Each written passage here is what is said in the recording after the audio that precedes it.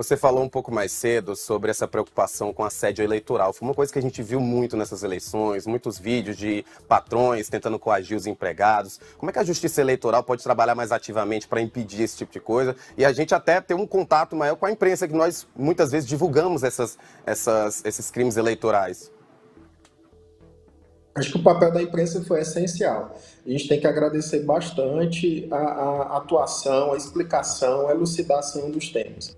Nesse primeiro momento, a gente teve uma participação da Justiça Eleitoral, vamos dizer, mais como coadjuvante, porque o papel principal foi da Justiça do Trabalho, já que ali você estava tendo um avanço sobre a liberdade do trabalhador. A Justiça Eleitoral, na minha concepção, deve avançar na construção de campanhas de conscientização, junto com a Justiça do Trabalho, inclusive.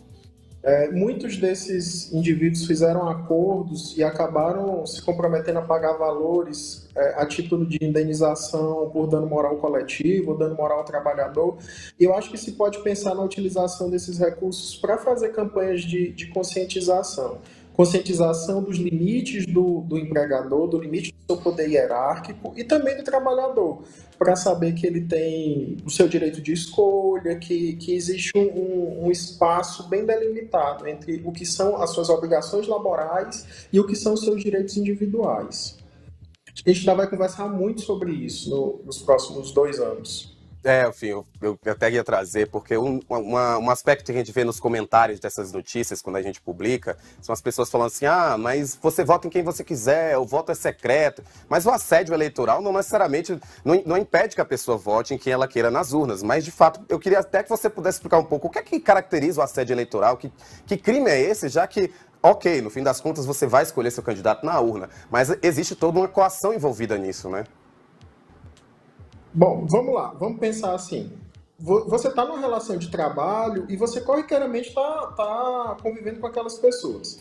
Então, seu superior hierárquico, ele pode até te dizer assim, meu candidato de preferência é fulano de tal, por isso, isso e isso. Ok, isso é uma discussão, debate de ideia e tal. Mas quando é que ele começa a avançar? Quando é que a gente vai caracterizar o assédio? Quando você não pode utilizar material do seu candidato, você não pode adesivar, você não pode utilizar uma praguinha.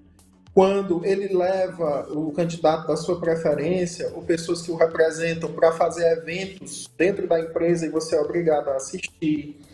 Quando ele faz com que você utilize material desse candidato da preferência, coloque adesivo no carro, por exemplo. Quando aí a gente tem situações mais extremadas, né? Ele começa a exigir que você vote no candidato, senão vai ser demitido, que você faça postagens nas redes sociais, senão vai sofrer algum tipo de retaliação. Quando você tem ameaças diretas, se você não apoiar esse candidato. Então, enquanto a gente está na simples discussão de ideias, né? Eu digo por que voto em A e você diz por que voto em B e a gente vai vendo quais são as vantagens e desvantagens de cada um, isso está normal, é da liberdade de expressão. Mas a partir do momento em que eu me valho de uma posição de superioridade, qualquer que seja ela, a gente está falando do assédio na relação de trabalho, mas ela pode acontecer em outros ambientes, por exemplo, o professor e o aluno também configuraria. Quando eu começo a utilizar dessa minha condição de superioridade para tentar mascarar a vontade do outro ou forçá-lo a aderir à minha vontade, eu passo do limite do aceitável.